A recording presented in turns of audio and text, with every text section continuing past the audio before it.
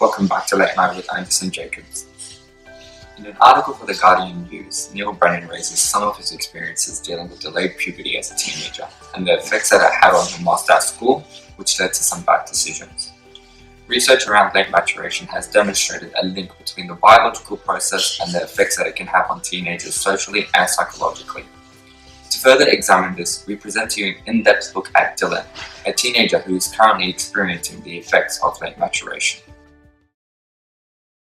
Meet Dylan, a Year 11 student at a local public high school in Sydney southwest. During the junior years of schooling, Dylan was excelling in all aspects of school, academics and sports, especially basketball, with parents' ambitions of gaining a scholarship to a prestigious university in the United States. However, at the beginning of the new schooling year, Dylan found himself being left out of the basketball team due to not being able to physically compete with other players on the team. Teachers have now noticed Dylan has been more isolated and withdrawn than normal.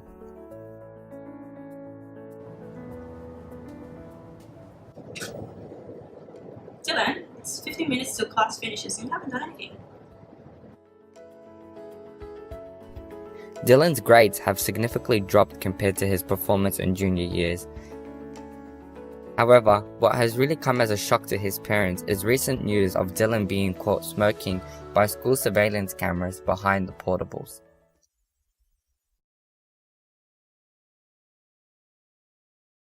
In Dylan's case, late maturation appears to be the triggering issue, which has branched out into a variety of other worrying issues, which are commonly associated with late maturation.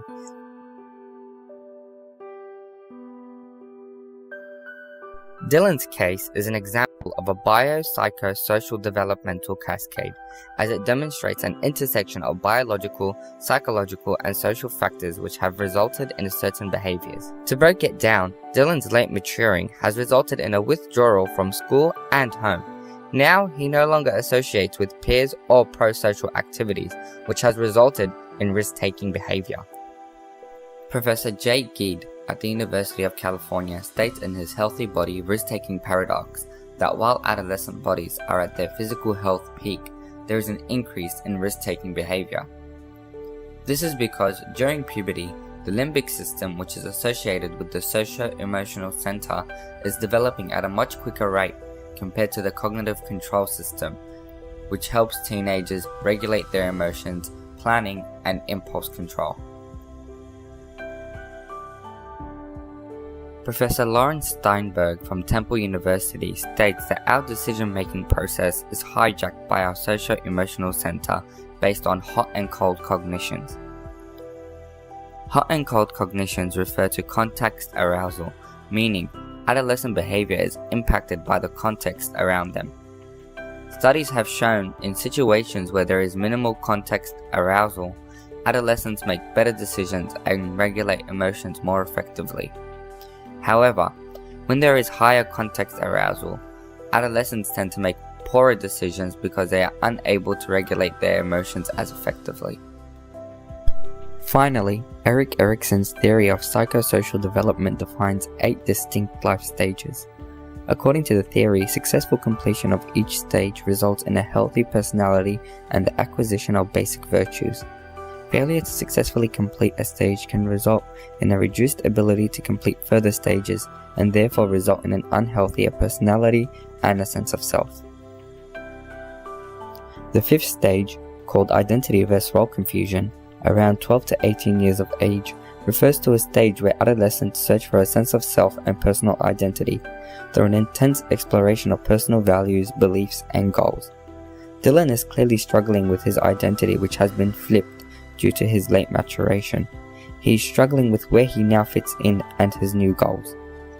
As a way of helping Dylan with the issues he is currently experiencing, Dylan's mother, Mrs. Macro, has been called into the school for a meeting with Dylan's year advisor and teacher, Mrs. Castro, to discuss some strategies. Hi, Mrs. Macro? Yeah. Hi, I'm Dylan's teacher and your advisor. Nice to meet you both. Know why you're here today? Yeah, Have you heard? drives me crazy that point. Yes, we've been having a few issues with Dylan. I was hoping we could discuss about them. Yeah, Yes, definitely. Dylan has actually shown a drastic change in his academic performance and involvement in class. He no longer participates in class and is currently failing majority of his subjects. Dylan was also caught last week smoking in the bathrooms, like I was made you aware on the phone. Oh my gosh.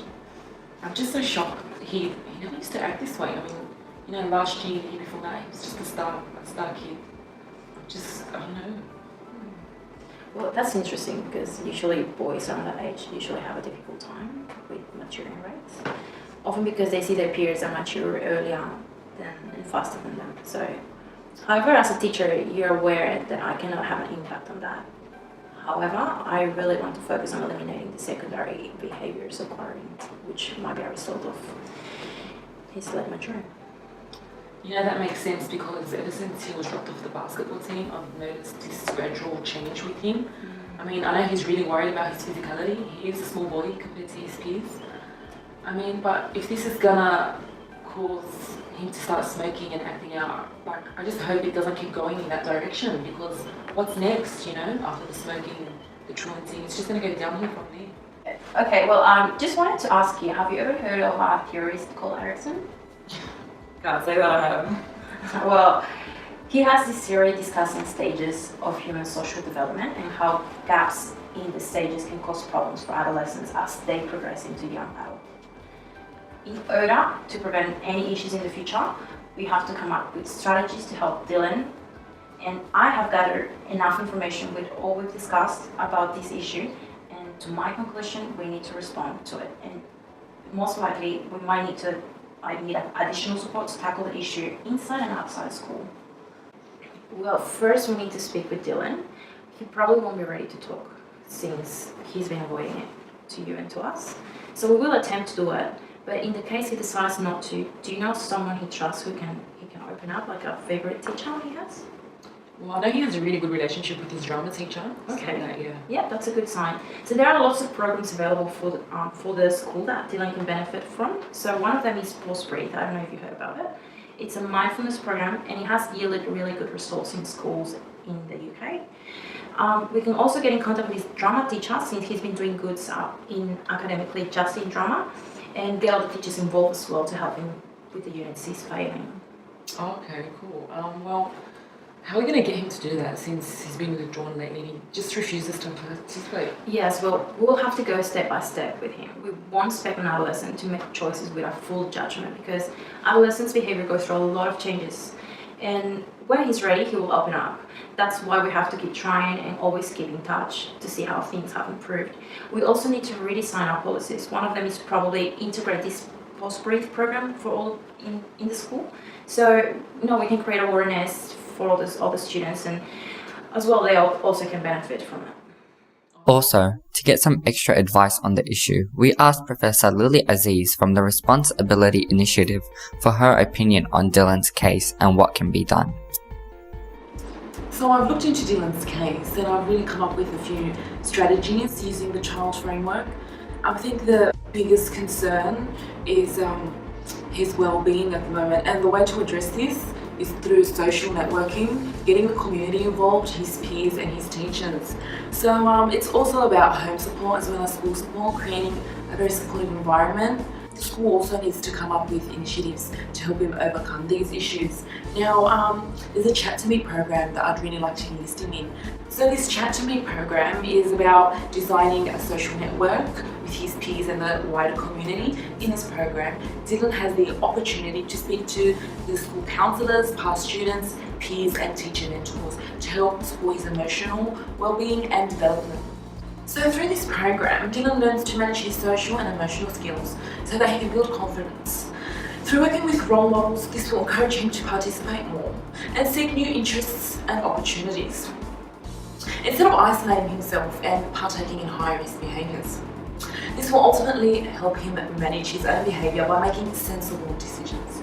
Our website is designed to help students like Dylan, so teachers, parents, peers and anybody that is concerned about a teenager in their lives can access this website. Now on this website we've created a pamphlet. This pamphlet has information about social and emotional well-being, how to identify issues and overcome them. There are also many websites out there that people can get information from, such as SmileyMind.com, Bite Back and Mind Matters.